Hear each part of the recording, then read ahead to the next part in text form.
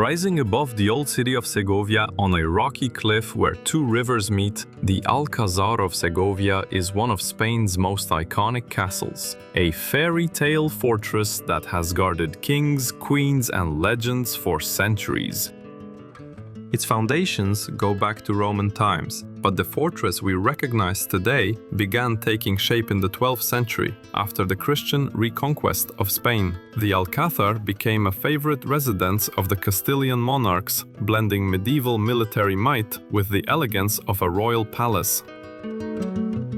By the 13th and 14th centuries, under rulers like Alfonso X and Henry IV, the fortress expanded, with towers, courtyards, throne rooms, and ornate halls that showcased Castile's rising power. Its distinctive ship-like shape, as though sailing through the cliffs, makes it one of the most recognizable castles in Europe.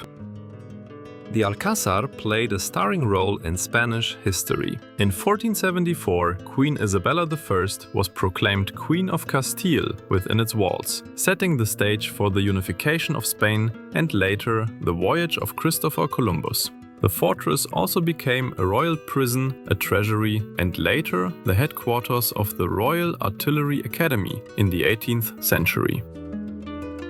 A devastating fire in 1862 nearly destroyed it, but the Alcázar was meticulously restored, preserving its mix of Islamic, Gothic, and Romanesque influences, along with the beautiful Hall of Kings and Tower of John II.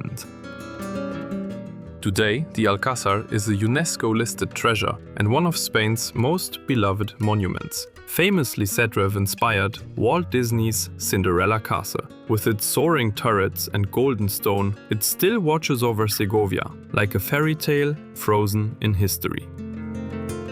More than a postcard, the Alcázar of Segovia is a symbol of Spain's royal heritage, military might, and enduring legend.